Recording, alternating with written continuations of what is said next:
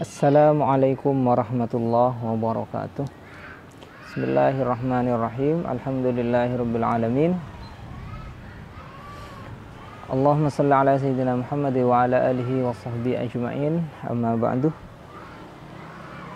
Alhamdulillah sekarang saya bisa bersua secara online dalam rangka membahas satu materi, yaitu Khawarij.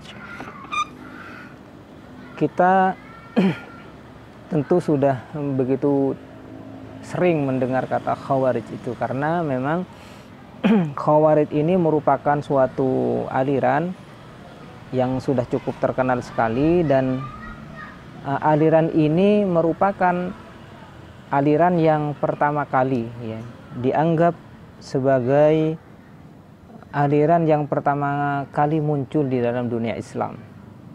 Kata Khawarij ini apabila kita lihat dari sisi makna kebahasaan, maka Khawarij ini berasal dari kata kharajah ya. Fi'il madinya kharaja yakhruju. Nah, Khawarijun. Apa artinya? Artinya adalah mereka yang keluar. Atribut ini, lakob ini diberikan atau disematkan kepada golongan Sayyidina Ali bin Abi Thalib yang pada saat itu keluar dari kelompok Sayyidina Ali bin Abi Thalib. Penyematan lakob ini, penyematan atribut ini tidak hanya dari kalangan-kalangan eksternal saja, akan tetapi dari pihak internal kelompok Khawarij. Orang-orang yang keluar ini juga menamakan dirinya Khawarij, cuman dipahami sebagai orang-orang yang berjuang, orang-orang yang keluar, atau orang-orang yang berperang di jalan Allah.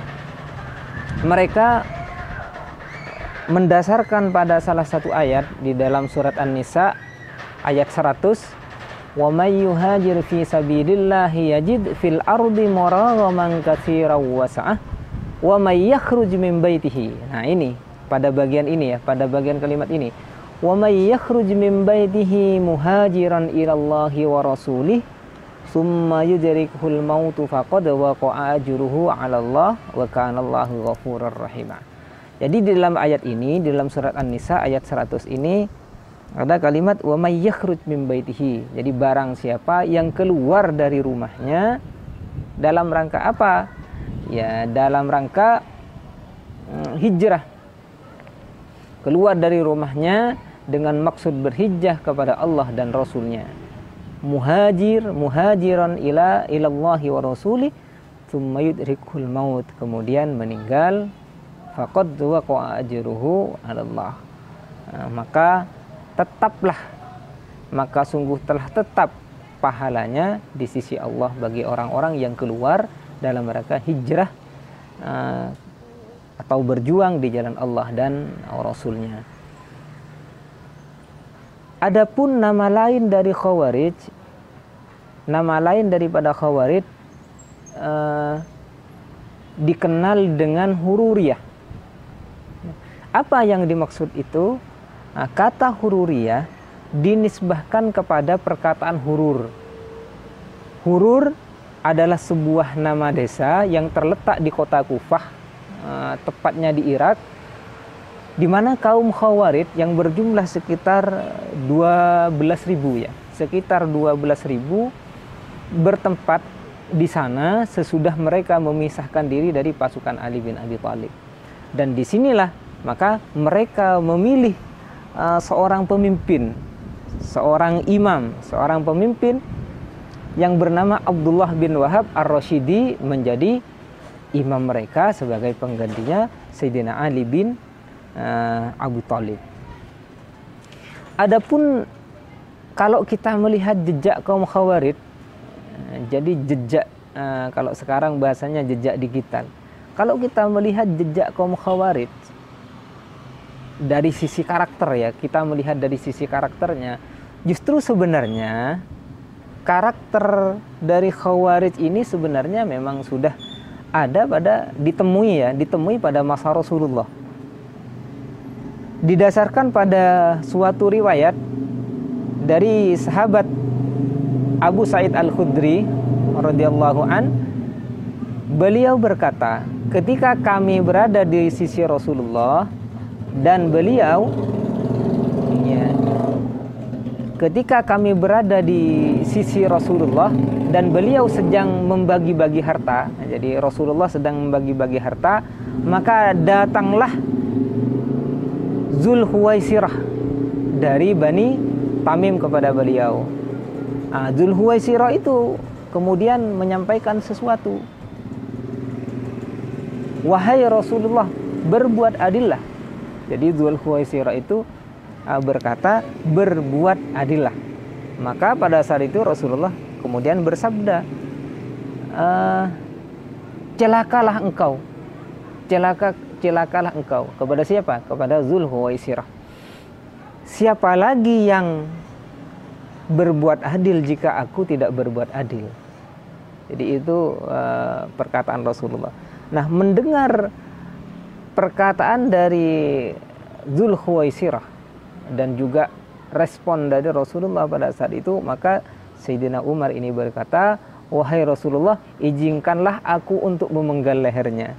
Jadi Sayyidina Umar pada saat itu sangat tidak terima dengan perkataan Dzulhuwaisirah, karena perkataannya ini seakan-akan menuduh bahwa Rasulullah ini bukan orang yang adil. Padahal kita tahu bahwa Rasulullah itu dikenal sebagai orang yang sudah bisa dipercaya bahkan sebelum Rasulullah diutus menjadi Nabi dan Rasul. Jadi gelar Al-Amin itu justru sudah disematkan oleh orang-orang di lingkungan Rasulullah, orang-orang kafir Quraisy ya pada zaman jahiliyah pada waktu itu, justru sudah diberikan, disematkan predikat itu, predikat Al-Amin, orang yang dapat dipercaya sebelum Rasulullah menjadi Rasul, sebelum diangkat menjadi Rasul.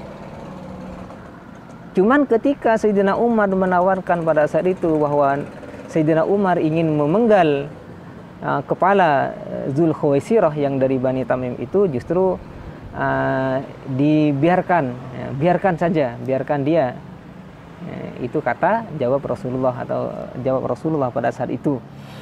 Jadi biarkan, sesungguhnya ia akan mempunyai pengikut yang salah seorang dari kalian dinilai bahwa salat dan puasanya tidak ada apa-apanya dibandingkan dengan salat dan puasa mereka. Jadi memang karakter seperti itu ya. Kelompok-kelompok yang suka menilai benar itu hanya pada dirinya sendiri atau kelompoknya sendiri, sedangkan kelompok lain, orang lain, meskipun itu sama-sama Islam, sama-sama Muslimnya, dianggap mereka itu salah, itu memang sudah ada pada zaman Rasulullah. Dan apa kaitannya dengan Khawarij ini? Nah, Khawarij itu adalah suatu kelompok yang menyalahkan terhadap apa yang dilakukan oleh Sayyidina Ali bin Abi Thalib, di mana pada saat itu Sayyidina Ali itu sedang berperang, kemudian ketika hampir kalah pasukan dari Muawiyah bin Abi Sufyan, maka dari kelompok Muawiyah bin Abi Sufyan itu mengajukan perundingan yang dikenal dengan tahkim atau arbitrase. Nah, maka pada saat itu Sayyidina Ali dan kelompoknya pada saat itu mengiyakan. Kenapa? Karena pada saat itu dari pihak Muawiyah bin Abi Sufyan ini mengacungkan tombak yang di dalam hikayahnya itu tombaknya ada Al-Quran di atasnya, Oh, berarti ini memang beneran ini, mungkin mau islah atau apa, jadi benar-benar peperangan memang pada saat itu dihentikan. Dan dilakukanlah yang namanya perundingan. Nah, perundingan itu dianggap sebagai suatu perbuatan yang tidak ada dasarnya, baik di Al-Quran ataupun Al-Hadis. Jadi dicari dalilnya di dalam Al-Quran itu tidak ketemu, tahkim itu, arbitrase itu tidak ketemu, dan begitu pula Rasulullah tidak pernah melakukan itu. Gara-gara itulah maka kelompok yang awalnya mendukung menjadi pengikutnya Sayyidina Ali bin Abi Thalib pada saat itu menyalahkan tindakan dari Sayyidina Ali yang menerima tawaran untuk melakukan perundingan, dan keluarlah mereka.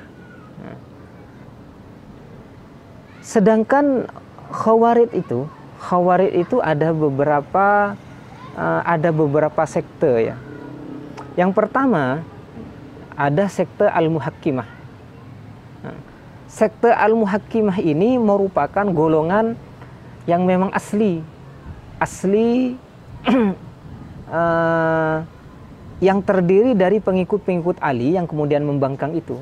Jadi memang kelompok yang asli itu kelompok Muhakkimah yang memang pada saat itu pelaku sejarah ketika terjadi peristiwa tahkim dan mengeluarkan diri atau keluar dari barisan Sayyidina Ali bin Abi Thalib.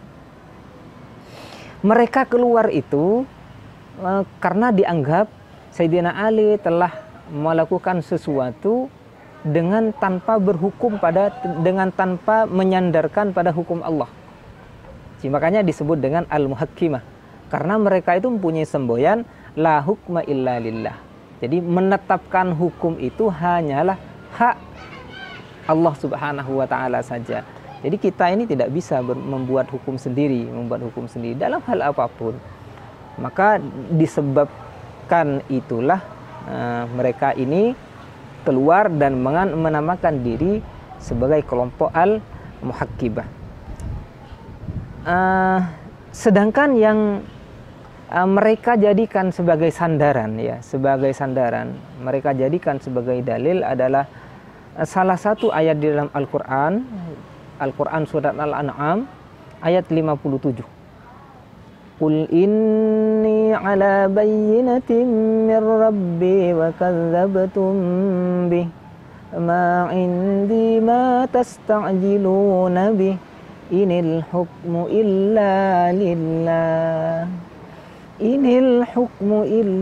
lillah yaqussul haqqa wa huwa khairul fasilin. Nah, pada bagian ayat ini ada kalimat inil hukmu illa lillah. Jadi inil hukmu illa lillah. Jadi yang menetapkan hukum itu hanyalah Allah, hanyalah haknya Allah. Nah, ini yang kemudian dijadikan sebagai dalil mereka bahwa siapapun yang menetapkan hukum di luar ketetapan hukum dari Allah, siapapun dia, meskipun dia sahabatnya, bahkan sahabat Rasulullah, bahkan keluarganya Rasulullah, itu dianggap sesat. Nah, kesesatan itulah yang kemudian menjadi alasan bagi mereka terhadap penghalalan darah orang-orang yang sudah melakukan sesuatu di luar hukum atau di luar ketetapan Allah Subhanahu wa taala. Mereka memang pada saat itu menolak tahkim. Karena tahkim itu dianggap bertentangan dengan perintah Allah Subhanahu wa taala. Salah satunya di sini dianggap melanggar ya, bertentangan dengan perintah Allah Subhanahu wa taala di dalam surat Al-Hujurat ayat 9, di mana Allah Subhanahu wa taala ini sudah memerintahkan untuk memerangi kelompok pembangkang sampai mereka kembali ke jalan Allah, bukan dengan cara melakukan perundingan seperti ini. Bukan dengan cara melakukan perundingan seperti itu. Jadi di sini ayatnya wa in ta'ifatani minal mu'minina qatatalu fa aslihu bainahuma fa in baghat ihdahuma 'alal ukhra faqatilul lati tabghi hatta tafi'a ila amrillah. Nah, di sini ada bagian faqatilul lati tabghi hatta tafi'a ila amrillah. Jadi hendaklah yang melanggar perjanjian itu kamu perangi. Faqatilu, hendaklah diperangi. Sampai kapan? Sampai surut kembali kepada perintah Allah Subhanahu wa taala. Jadi itu golongan muhakkimah. Memang sangat ekstrim sekali mereka. Saking ekstrimnya maka kita tahu bahwa Sayyidina Ali bin Abi Thalib adalah orang yang dibunuh oleh pengikutnya sendiri. Cuman pengikut yang sudah keluar. Pembunuhnya bernama Ibnu Muljam. Mereka muslim. Dia muslim atau tidak? Ya muslim. Muslim, bahkan dikatakan Ibnu Muljam itu adalah seorang penghafal Al-Quran. Ini sangat luar biasa. Tapi ya seperti itulah pribadi atau karakter menyalahkan orang lain yang punya sedikit perbedaan paham keagamaan terutama, itu sudah dianggap kafir. Sehingga halal darahnya. Akhirnya Sayyidina Ali pun pada saat itu terbunuh. Dan sebenarnya selain Sayyidina Ali, Muawiyah bin Abi Sufyan pun juga diincar, cuman tidak berhasil dibunuh. Selain itu juga yang diutus oleh Sayyidina Ali, Abu Musa al-Ash'ari, yang diutus Sayyidina Ali, dan juga yang diutus oleh Muawiyah bin Abi Sufyan, Amr bin As, itu juga diincar, mau dibunuh dengan orang-orang Khawarij itu. Jadi itu sekte Al-Muhakkimah sebagai kelompok yang memang asli murni terlahir dari peristiwa tahkim. Selain sekte Muhakkimah, di sini ada sekte Al-Azhariqah. Sekte ini lahir sekitar tahun 60-an lah, sekitar tahun 60 Hijriah, jadi akhir abad ke-7, di daerah perbatasan antara Irak dan Iran. Nama Al-Azhariqah ini dinisbatkan pada pemimpinnya. Siapa pemimpinnya? Yaitu Abi Rashid Nafi' bin Al-Azraq. Jadi kalau tadi Al-Muhakkimah itu didasarkan pada semboyannya, sedangkan Al-Azhariqah ini didasarkan kepada pimpinannya yang bernama Abi Rashid Nafi' bin Al-Azraq. Sebagai khalifah, jadi apa ya? Abi Rashid Nafi' bin Al-Azraq ini dijadikan sebagai pemimpin mereka, dan sebagai khalifah Nafi' digelari juga sebagai Amirul Mukminin. Jadi digelari sebagai Amirul Mukminin.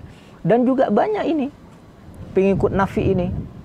Pengikut Nafi' ini ada sekitar 20.000 orang. Ini sangat banyak sekali memang pengikutnya.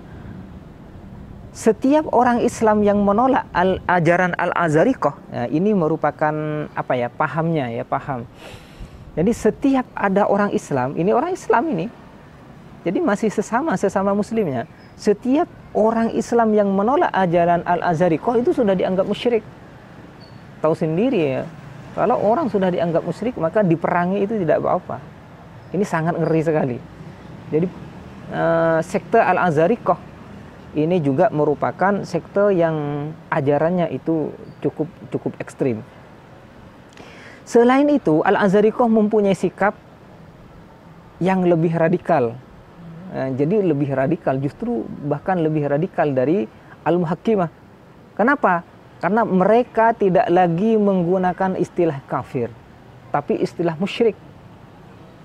Kalau kafir itu jelas ya, biasanya mereka memang tidak mengakui Allah sebagai Tuhan, menyembah berhala dan lain sebagainya. Tapi ini bahasanya adalah penyebutannya adalah musyrik. Nah, di dalam Islam, ya, syirik merupakan dosa yang terbesar dan lebih besar lagi daripada kekufuran. Lebih ekstrim lagi. Karena mereka bukan menyempatkan kata kafir, tapi sudah musyrik. Dan mereka Al-Azhariqah ini mempunyai doktrin di mana orang Islam yang tidak sepaham dengan mereka adalah termasuk musyrik. Begitu juga pengikut Al-Azhariqah yang tidak mau hijrah. Kelompoknya sendiri, pengikut Al-Azhariqah yang tidak mau hijrah ke dalam lingkungan mereka juga dipandang musyrik. Ini luar biasa ekstrimnya.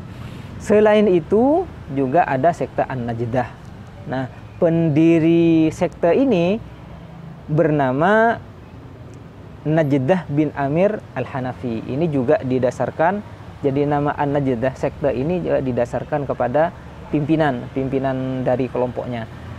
Siapakah Najdah bin Amir al-Hanafi ini? Ia adalah seorang penguasa daerah Yamamah. Penguasa dari daerah Yamamah. Lahirnya kelompok ini sebagai reaksi terhadap pendapat Nafi, pimpinan Azarikoh, yang mereka pandang terlalu ekstrim. Jadi ini nyempal lagi. Kelompoknya Al-Azarikoh ini nyempal. Kalau sebelumnya ini Al-Muhakkimah muncul sempal menjadi ada kelompok Al-Azarikoh yang terkenal lebih ekstrim daripada kelompok Al-Muhakkimah, dan pada saat itu nyempal lagi karena tidak sepaham dengan kelompok Al-Azarikoh, yaitu An-Najdah, karena memang terlalu ekstrim. Paham teologi An-Najdah yang terpenting adalah bahwa orang Islam yang tak sepaham dengan mereka itu dianggap kafir. Kalau sebelumnya kan dianggap musyrik. Kalau An-Najdah, orang yang tidak sepaham, orang Islam yang tidak sepaham dengan mereka, dengan kelompok An-Najdah ini disebut dengan kafir. Dan orang seperti ini menurut mereka akan masuk neraka dan kekal di dalamnya. Jadi ya sama ekstrim sih sebenarnya. Sama ekstrimnya. Terus selanjutnya Al-Ajaridiyah. Al-Ajaridiyah ini didirikan oleh Abdul Karim bin Ajarot. Cuman kelompok ini kalau dari sisi paham dibandingkan dengan Al-Azarikoh, doktrin teologi kaum Al-Ajaridiyah ini jauh lebih moderat lagi. Yakni apa? Mereka berpendapat bahwa tidak wajib berhijrah ke wilayah mereka seperti yang diajarkan Nafi. Ini lebih moderat lagi. Selain itu ada sekte As-Sufriyah. Nama As-Sufriyah ini juga dinisbatkan kepada pimpinan mereka, yaitu Ziyad bin Asfar. Sekte ini membawa paham yang agak sedikit miriplah dengan Al-Azarikoh, hanya saja lebih lunak. Mirip, cuman agak lebih lunak sedikit. Doktrin teologinya yang paling penting di sini yang perlu kita ingat adalah istilah kufur atau kafir. Terkait dengan istilah kafir itu mengandung dua arti. Jadi menurut As-Sufriyah ini mengandung dua arti, yaitu kufrun nikmah. Jadi kafir nikmat, mengingkari nikmat, dan yang kedua adalah kufrum billah. Jadi mengingkari Allah, mengingkari Tuhan. Jadi kafir tapi ada dua macam. Ada kafir nikmat, ada kafir Tuhan, mengingkari Tuhan. Ada kafirnya yang terkait dengan Allah atau Tuhan alam semesta. Dan selanjutnya ada sekte lagi, yaitu Al-Ibadiyah.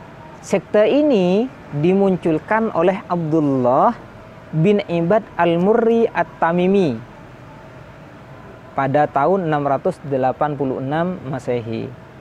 Kalau kita melihat doktrin teologinya Al-Ibadiyah ini, bagian terpenting yang perlu kita ingat antara lain bahwa orang Islam yang berdosa besar itu tidak dikatakan mukmin, melainkan muwahhid. Jadi tidak kafir, kalau sebelumnya kelompok-kelompok sebelumnya langsung ngecap kafir, ya kafir, musyrik. Kalau ini orang yang melakukan dosa besar tidak dianggap kafir, tidak dikatakan musyrik, tapi disebut dengan muwahhid. Apa muwahhid itu? Orang yang dimaksud adalah kafir nikmat. Kafir nikmat, yaitu tidak membuat pelakunya keluar dari agama Islam. Jadi kalau tadi kan masih dibagi orang kafir itu, jadi kalau tidak sepaham dengan mereka, ada yang digolongkan kafir nikmat, ada yang kafir Tuhan. Kalau ini Al-Ibadiyah ini malah kafirnya hanya digolongkan kepada kufur nikmat saja. Dan sekte Al-Ibadiyah ini dianggap sebagai golongan yang paling moderat dari sekian banyak aliran-aliran yang ada sebelumnya. Kalau kita melihat ya sekarang ini, tentu kita sudah tidak menemukan orang-orang Khawarij. Jadi yang mengaku ini adalah kelompok Khawarij itu sudah tidak ada, tidak kita dengar. Cuman kalau karakternya masih kita temukan. Apa? Kita tahu bahwa ISIS itu yang dibunuh itu bukan hanya orang-orang kafir. Orang muslim tapi tidak sepaham, tidak mau ikut berperang, tidak mau ikut berjihad. Ya pokoknya sudah tidak sepaham lah dengan mereka, ini sudah dianggap sebagai kafir dan dihalalkan darahnya. Jadi yang dibunuh, yang digorok itu, yang ditembaki itu tidak semuanya kafir, itu banyak muslimnya. Makanya hati-hati kalau misalkan nanti ketemu dengan suatu kelompok yang sedikit-sedikit berbeda dengan kita, kemudian sudah dikafirkan, mereka dianggap sudah keluar dari Islam, mereka dianggap syirik, mereka dianggap bid'ah. Ya ini bahaya juga ini sudah agak mirip-mirip. Hindari saja kelompok-kelompok seperti itu. Jadi ini sementara yang bisa saya sampaikan, mudah-mudahan bermanfaat bagi kita, terutama bagi kita untuk mengikuti suatu kelompok tertentu, di mana pada saat itu kita benar-benar harus bisa menilai dari doktrin ajaran yang ada di dalamnya. Itu sementara yang bisa saya sampaikan, mudah-mudahan bermanfaat. Kurang lebihnya mohon maaf. Assalamualaikum warahmatullahi wabarakatuh.